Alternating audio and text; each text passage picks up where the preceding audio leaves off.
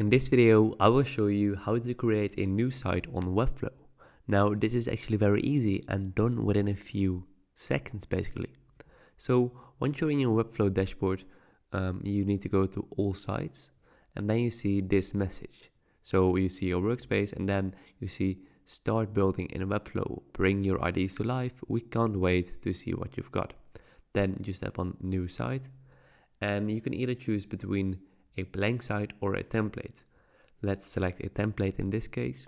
So tap on template, and here you can choose between free and paid templates. So let's select this template, for example, and then tap on use this template.